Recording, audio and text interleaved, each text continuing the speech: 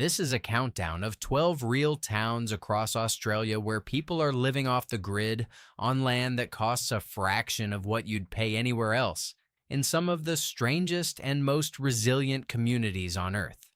Every one of these places is real. Every fact and every price in this video has been checked against multiple sources before it ever made it into this script. Some of these towns have no local government at all. One of them doesn't have a single power line running into it. Another was completely abandoned by everyone who lived there and had to be brought back from nothing decades later. And by the end of this list, the cheapest, strangest, and most remarkable one of all is still waiting for you. If this is your first time here, hit subscribe now, because we break down a new corner of the world like this every single week. And while you're at it, tap that like button. It costs nothing, and it tells us to keep making more of these. I'd also genuinely like to know where in the world you're watching this from tonight, so drop your city or country down in the comments. Now let's start at number 12, in the red gem fields of central Queensland. Number 12 is Rubyvale, part of the sapphire gem fields in central Queensland, about a 450-kilometer drive west of Rockhampton. Sapphire mining here goes back to 1870, when the first stones turned up in the red clay soil, with organized mining operations taking hold by 1891.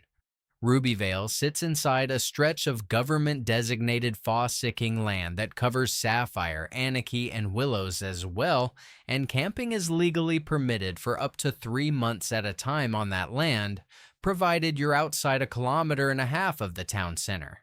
You can hold a legal fossicking license, dig your own claim by hand, and effectively live off-grid on public land while searching for gemstones the old-fashioned way, with underground mine tours doubling as a natural escape from the Queensland heat.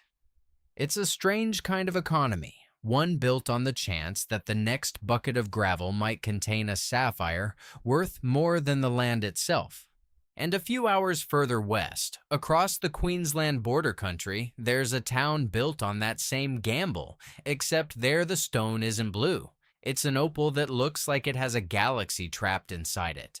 Number 11 is Yoa, deep in southwest Queensland, about 160 kilometers from the nearest major town.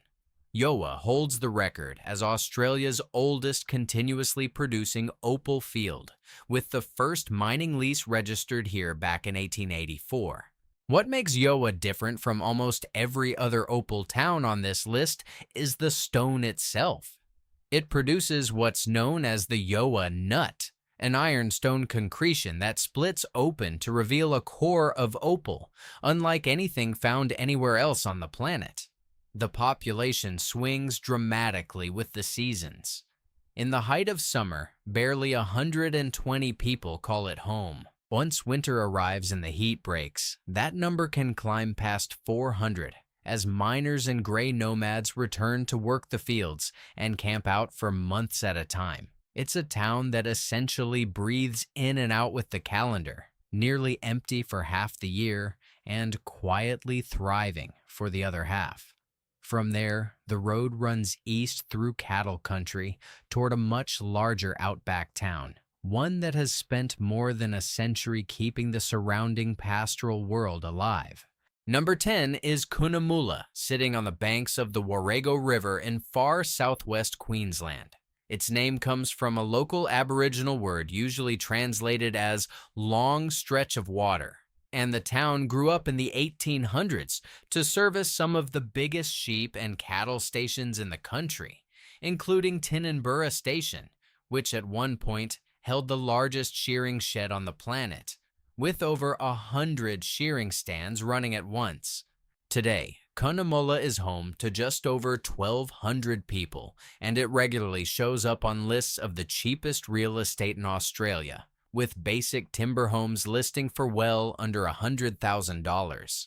The town still runs on the same underground resource that built half of Outback Queensland, the Great Artesian Basin, an aquifer so vast it stretches under nearly a fifth of the continent, feeding the hot mineral springs the region is known for.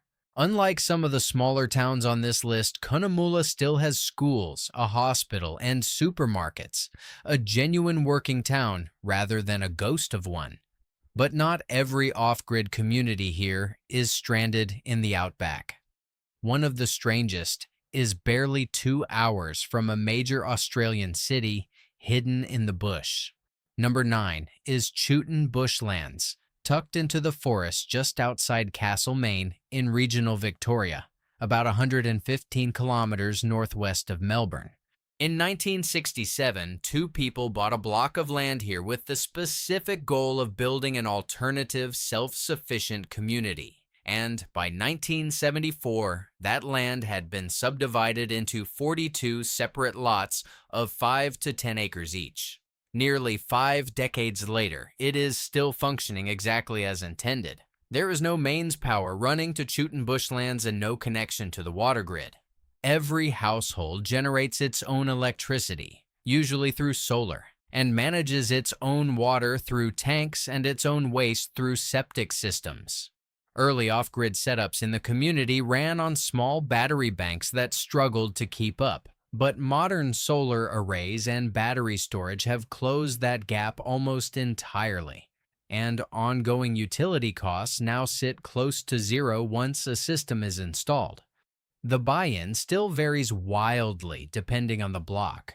The community now ranges from modest cash-only cabins on smaller lots up to fully renovated 4-bedroom homes on 6 or more acres that have sold for close to $700,000, all still completely disconnected from the grid by choice. It's proof that off-grid living in Australia isn't only a desert story.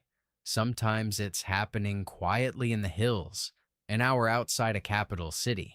But if you want to see what happens when the environment itself makes going off-grid nearly unavoidable, the next stop is one of the hottest inhabited places on the continent.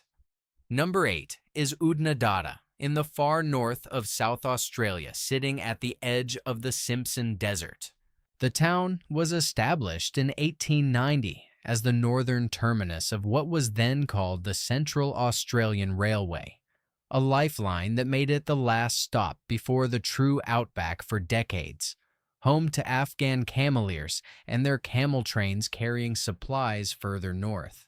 When the railway line was finally extended to Alice Springs in 1929 and then rerouted entirely to the west in 1980, Oodnadatta lost its reason for existing almost overnight. Today, just over 100 people remain, more than half of them Aboriginal, in a town that regularly posts some of the highest temperatures recorded anywhere in South Australia. It survives now mostly because of the Pink Roadhouse, a local institution and a genuine lifeline for the 4-wheel drive travelers who come through on the Oodnadatta Track. Land and property here are almost an afterthought next to the raw fact of the heat itself, a place where simply staying alive through summer counts as a full-time occupation. Heading south, along that same historic track, the story shifts from survival against the climate to something stranger. A town that quietly lost most of its population and became the setting for one of the country's unsolved mysteries. Number 7 is Mary, at the junction of the Oodnadatta and Birdsville tracks, about 700 kilometers north of Adelaide. Mary was founded in 1883 and boomed almost immediately after the railway arrived a year later, swelling to a population of 600 people. It became known as Little Asia, home to a large community of Afghan cameleers who built Australia's first mosque here and helped move goods across the interior for decades. That mosque still stands today, rebuilt in the same bowshed style as the original. But the town's fortunes reversed just as sharply as they rose. When the rail line was eventually rerouted, Marie's population collapsed, and the latest census puts the number of permanent residents at just 65. And in 1998, an Outback pilot flying back from Coober Pedy spotted something enormous carved into the red plateau north of town, a giant human figure well over 2 miles long, now known as the Merry Man. To this day, nobody officially knows who made it, when exactly it was cut, or why. A buried plaque was later found at the site referencing an obscure American cult, and cryptic messages were faxed to newsrooms in the weeks that followed, but the mystery was never solved. It remains one of the strangest unexplained landmarks anywhere on the continent, sitting quietly in the desert above a town that almost nobody lives in anymore. Number 6 is Silverton, 26 kilometers northwest of Broken Hill in far western New South Wales. Silver was discovered here in the late 1860s, and the town exploded so fast that by 1885, it had a population of 3,000 people living in hastily built huts of iron and canvas. Then a richer deposit was found nearby at Broken Hill, and almost the entire population picked up and left. By 1901, only 286 people remained. Today, the census put Silverton's population at just 48, and if it weren't for one thing, it would likely be a true ghost town by now. That one thing is film. The Silverton Hotel and the surrounding lunar landscape have appeared in more than 140 films and commercials, including Mad Max 2, Wake in Fright, A Town Like Alice, and Priscilla, Queen of the Desert. It's an unincorporated region with no local council, run almost entirely by a handful of artists, gallery owners, and the pub itself. The wide streets that once held thousands of miners now sit nearly empty under an enormous desert sky, waiting for the next film crew to arrive. From here, deep in South Australia's far northeast, sits a place so remote that the town itself was officially abandoned once already and had to be brought back from nothing. Number 5 is Inaminka, on the banks of Cooper Creek, roughly 1,000 kilometers northeast of Adelaide, along the Strzelecki Track. This was the site of one of the most infamous chapters in Australian exploration history. In 1861, explorers Robert Burke and William Wills died near here after returning from their crossing of the continent, arriving at their supply camp just hours after their support party had given up waiting and left. The dig tree, marked with instructions for their return, still stands nearby as a monument to that failure. Inaminka itself struggled on as a customs outpost for decades before the town was completely abandoned in 1952. It sat empty until the 1960s, when Santos discovered oil and gas nearby, and a trading post and hotel were rebuilt to serve the growing stream of Outback travelers. Today, the permanent population sits at somewhere between 12 and 21 people, depending on the season, most of them connected to the pub, the national park, or the gas fields. There is essentially no private real estate market here in the traditional sense. It is one of the most isolated inhabited points in South Australia, a place that was erased from the map once and only exists today because the ground beneath it happened to be worth something. Further east, a very different Opal town tells a similar story of boom, bust, and quiet reinvention, except this one is famous for a color of stone found almost nowhere else on Earth. We're now halfway through this list, and the towns are about to get cheaper and stranger. If you're finding this useful, hit subscribe before we keep going, and tap the like button too. It takes 2 seconds, and it's the only payment we ever ask for. Number 4 is Lightning Ridge, in far northern New South Wales near the Queensland border. This is the undisputed capital of black opal, the rarest and most valuable form of the gemstone, discovered here in the early 1900s by opal prospectors working the ridge for the first time. Local legend holds that the town's name comes from a violent electrical storm that killed a shepherd, his dog, and 600 sheep as they sheltered on a nearby rise, though that story has never been formally documented, only passed down. What is documented is the scale of the place today. Around 2,000 residents live here, drawn from more than 50 different nationalities, all clustered around an industry that has barely changed in over a century. Men and women still hand digging shafts into the red earth, chasing a stone that can sell for more than gold by weight. Median house prices have climbed to around $200,000 in the last year alone, a sharp jump. But that number still hides plenty of far cheaper properties scattered through the fields for those willing to live rough near the mines. Beneath the main street, tourists can walk through underground galleries carved by the miners themselves, and one house above ground is built entirely from 14,000 colored bottles. And its older, rougher sibling sits several hundred kilometers to the southwest, the very first place in Australia where anyone thought to bring a pick underground, chasing opal in the first place. Number 3 is White Cliffs, in the far west of New South Wales, roughly a 3-hour drive from Broken Hill. This was Australia's first commercially viable opal field, discovered in 1884. So early in the country's mining history that when miners tried to register their find, opal hadn't even been officially classified as a gemstone yet. Their claim had to be filed under the Gold Mining Act instead. The population boomed to around 5,000 people during the winter months of 1902, all living through summer temperatures that have hit nearly 120 degrees Fahrenheit. Building materials were scarce and expensive out here, so by the 1890s, miners began doing something that would define the town forever. They started digging directly into the solid sandstone hillsides and living inside their own mine shafts. Because the rock is solid stone rather than loose earth, the dugouts never needed reinforcement, and the temperature inside sits at a constant, comfortable 70 degrees, no matter what the desert is doing outside.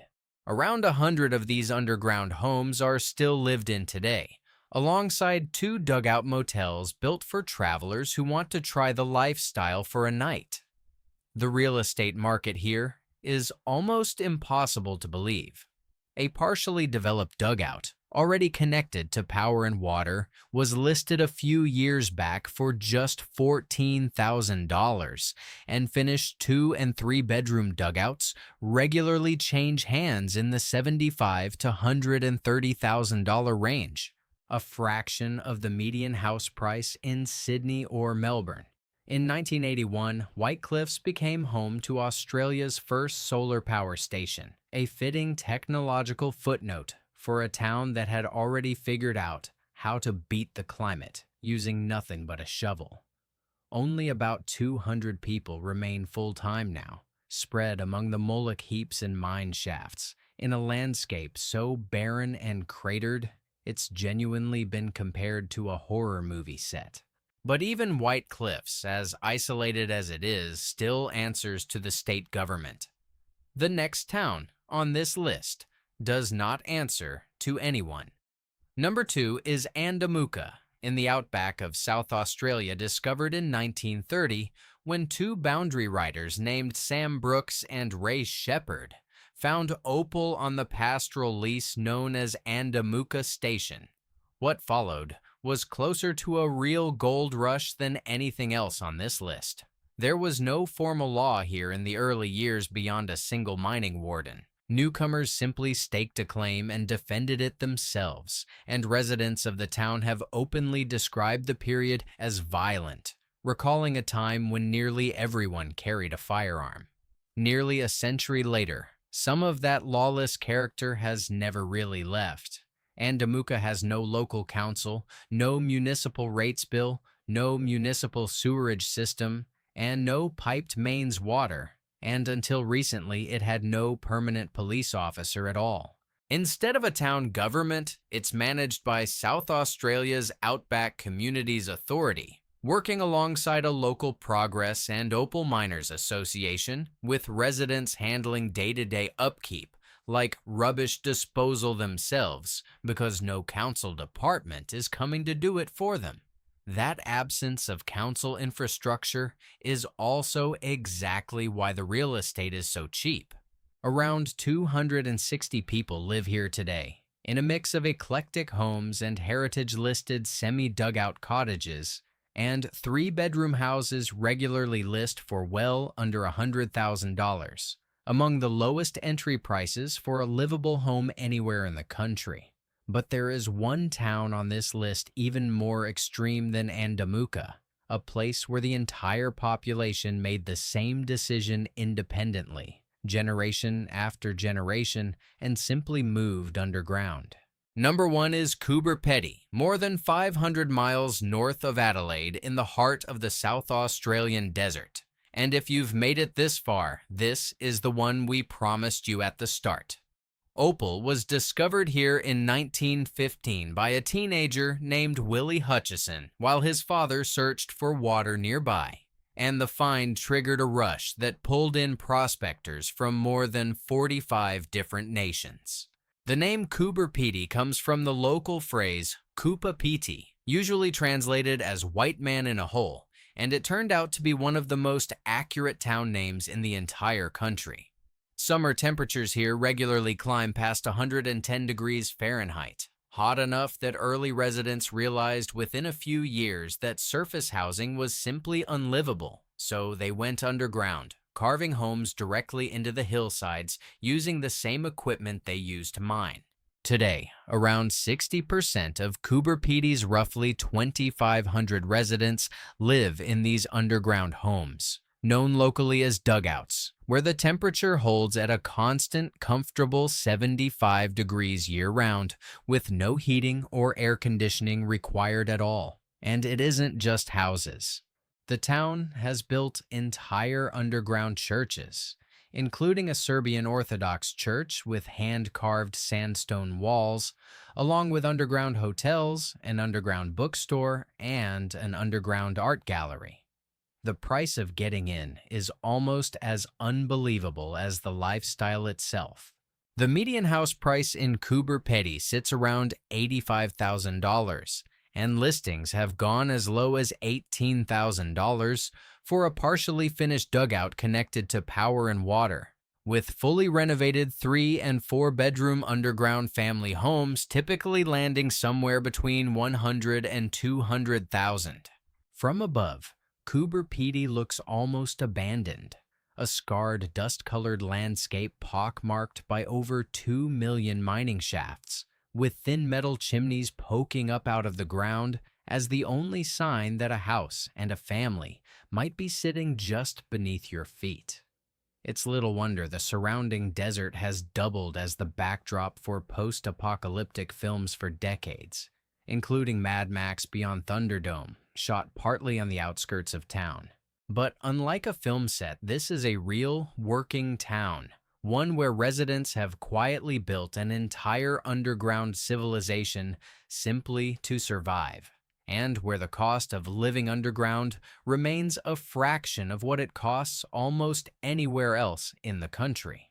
Digging out a new dugout room still costs far less than building the equivalent space above ground. And once it's done, the power bill for heating and cooling drops to almost nothing because the desert has already done the insulating work for free. Coober Pedy isn't just the strangest town on this list. It might be the clearest proof anywhere in Australia that if the conditions get harsh enough, people won't leave. They'll just dig deeper, keep the coffee on, and keep going. That's all 12. From a fossicking field in central Queensland to an entire city carved beneath the South Australian desert, these are some of the last places in the country where you can still buy in for the price of a used car and build a genuinely off-grid life, if you're willing to accept the isolation, the heat, and in a few cases, the total absence of anyone telling you what to do. What strikes me most, looking at all 12 of these towns together, is how differently each one arrived at the same basic idea. Some were pushed off the grid by distance, some by heat, some by a mining boom that came and mostly went, and at least one made the choice deliberately, on purpose, in the middle of the bush outside Melbourne. If one of these 12 surprised you, tell me which one down in the comments. And if you want the next list like this one the moment it drops, make sure you're subscribed and that notification bell is on. We put these out every week. I'll see you in the next one.